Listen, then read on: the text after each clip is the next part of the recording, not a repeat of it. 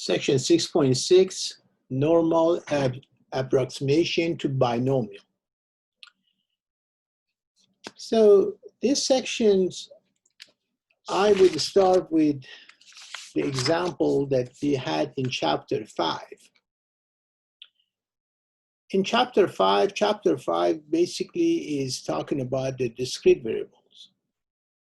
And remember, one of the main difference between discrete and continuous variables is that for continuous variables, since they all take a decimal, we are using tables, those table A2 that we have been using for calculation of area under the curve.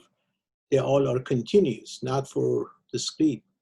One of the special cases of discrete was binomial distributions, that we are using binomial formula.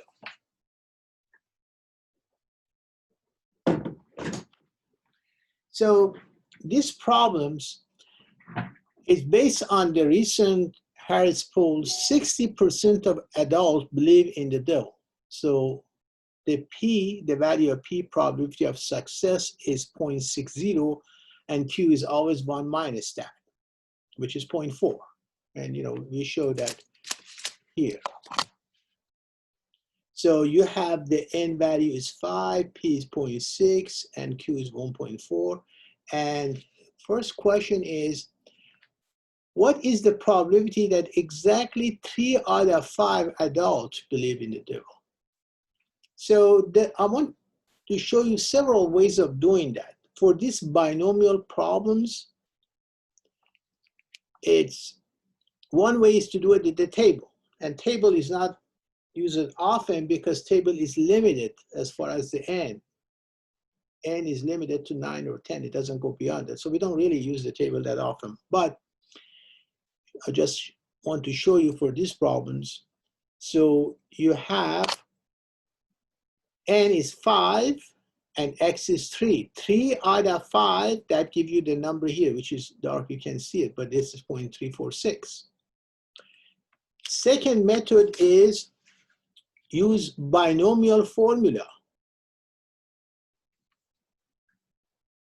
3 out of 5.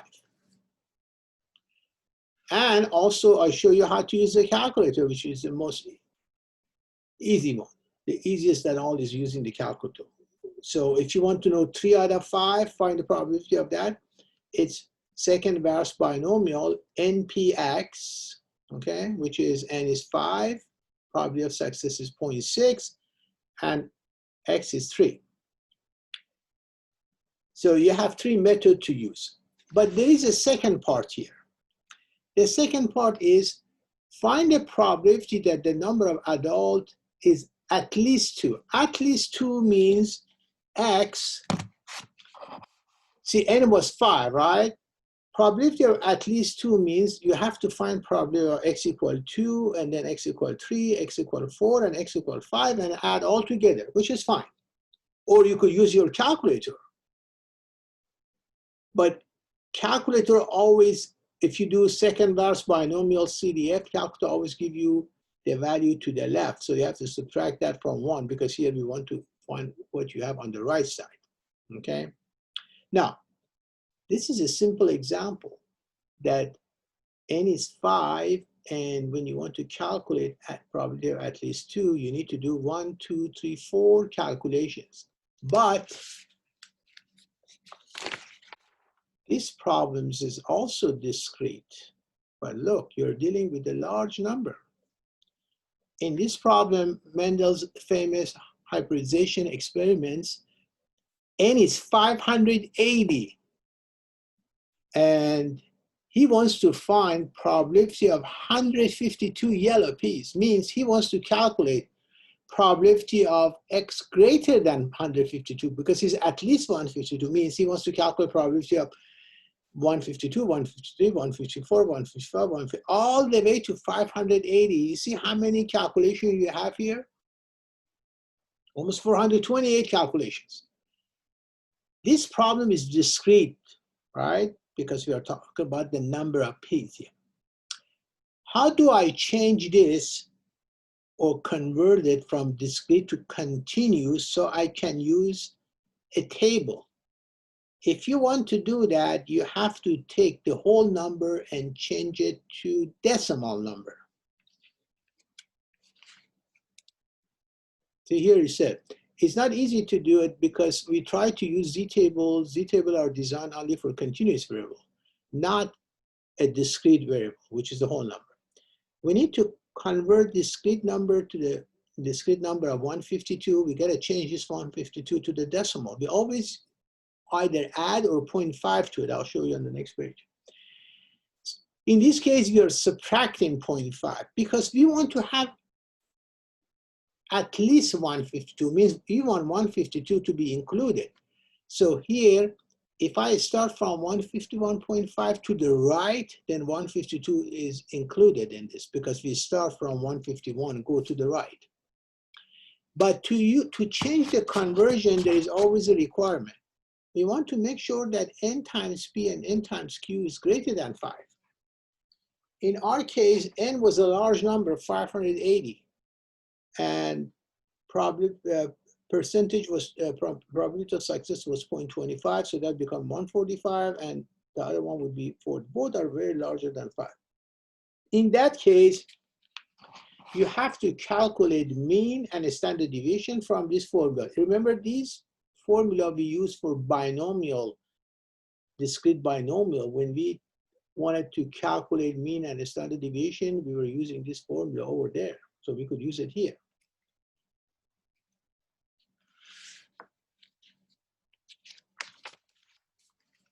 So now we need to calculate probability of x greater than 151.5, just this one, because 152, as I said, is somewhere here. Okay. So then there are two ways to do it. One is you could actually convert this to the z using the formula, and then go to table A2 and find it. Or you could go ahead and use the calculator. Okay, look, x boundary here is 151.5. I need a border point, another point here.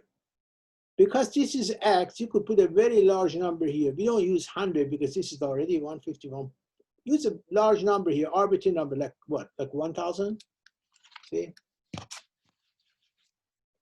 So if you want to find this area, you put x1 151.5, x2 1,000, and then you already calculate mean and the standard deviation. That would give you the probability. So this 0.2676, in fact, is when you calculate all this and add together, you should come up with a number like this. Now, question is, how do I know I have to add 0.5 or subtract 0.5 or stuff like that? And this is also, this picture is related to that problem. So they show you how you go from binomial, which was a discrete, to continuous, okay? Now, I made a little chart here for you. Now, in the problems, this is an example. If we say at least 8, I mean 8 is also one of the numbers. So what you do is you start from 7.5, means you subtract 0.5. Here it said more than 8, means we don't want 8. Any number greater than 8, like 8.2, 8.3. So in that case, you are adding 0.5. So you start from 8.5. Here it said at most 8, means 8 also is one of the numbers. So if you want to know whether you should add 0.5 or subtract 0.5, you add 0.5. Because in that case, you see 8 fall. So what we do is we either add or subtract 0.5. That's what you need to figure out. When we say fewer than 8 means what? Means numbers less than 8. So it would be, you subtract 0.5, means 8 is not one of them. If you said exactly this, exactly 8, then you need a stripe here, right? So you just write 0.5 and you subtract 0.5. This is conversion of discrete to continuous when we work on the problems. And there is an explanation here too. Okay. Look at another example. In survey of 1,470 people, 931 people voted in pre-election. Voting record shows 61% of eligible voters actually voted. So here, N is 1470, X is 931, and probability is 0.61. So this is a discrete problems because you're talking about people, okay? Find a probability that among 1470 randomly selected voters, at least 931 actually voted. Means we want to calculate probability of what? Probability of X greater than or equal to 931. That's what we need to calculate. So it's a very large number, right? Because you got to go from 931 to 1470. So we try to change the discrete numbers to the continuous. Requirement is this, NP and NQ. Yes, both are greater than 5. If that's the case, then you calculate mean and standard deviations and the Z. When you find the Z value, then you need to find probability of X greater than 931. Okay, now, do I add or subtract 0.5 to 931 to the original one? We want 931 to be one of the number. So you need to subtract. So we start from 930.5.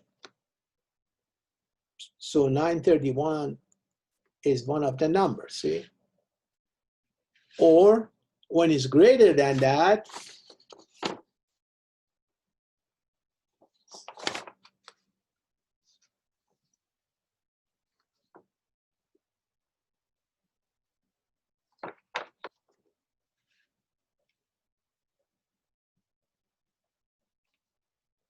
it's like this.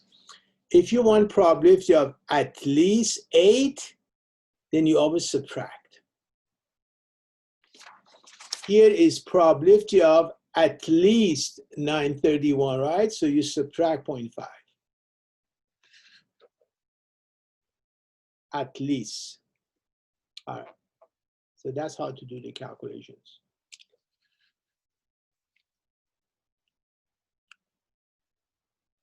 You remember, you don't even have to, if you want to use the calculator, you don't even have to do the Z1, Z2. You could just use a normal CDF and use X1, X2, mean and standard deviations, okay? So that's another way to do it. And this is another examples. See, fewer than 3. They want to calculate probability of fewer than 3. What is fewer than 3? Let's look.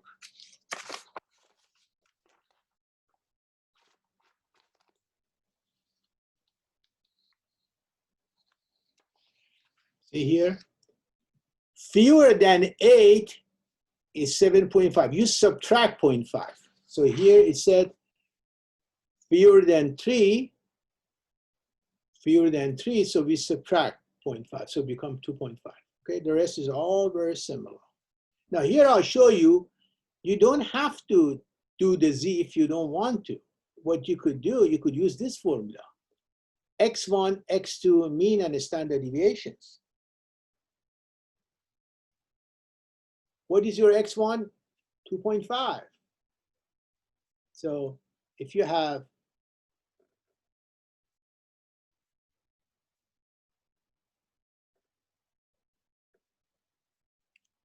if you have 2.5 here as the X, what should you do here? You could use 0.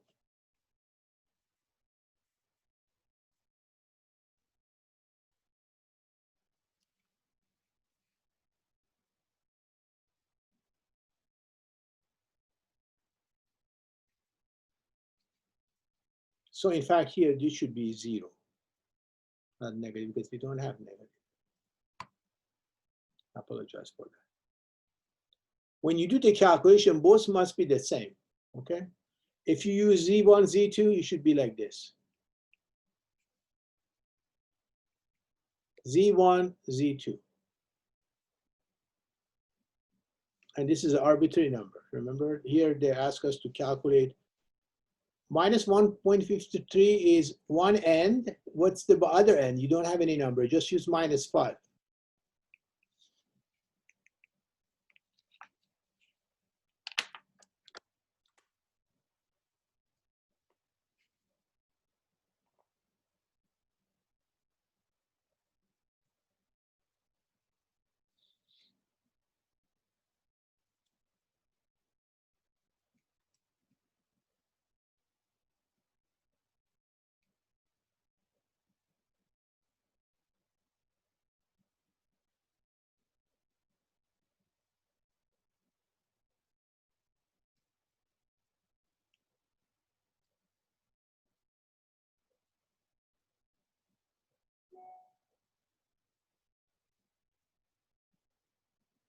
See what I did here to double check.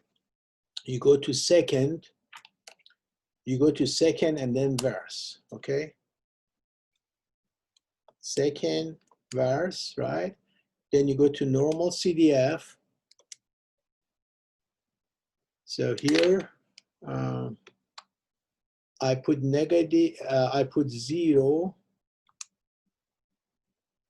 and was it 2.5? 2.5. Mean was 2.1, or what was the mean value? 5.2, I'm sorry, 5.2. Standard deviation is 1.77.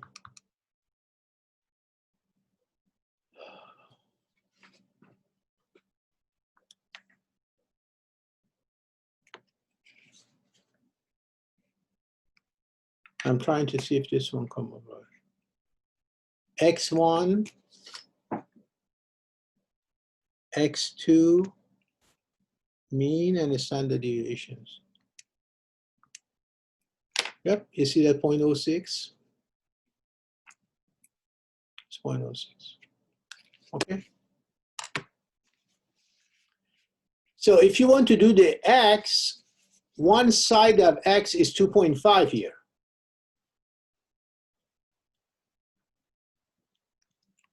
For the other end, use 0 because X always start from 0. It's not like Z. But for the Z, if you want to use a number here, is always -5 and here is +5. So for the Z, I use -5. But again, if you want to do the Z, you have to do this calculation. If you don't need to do this calculation, I guess the easy way is to just use this normal CDF. Okay. All right. So that would be end of chapter 6.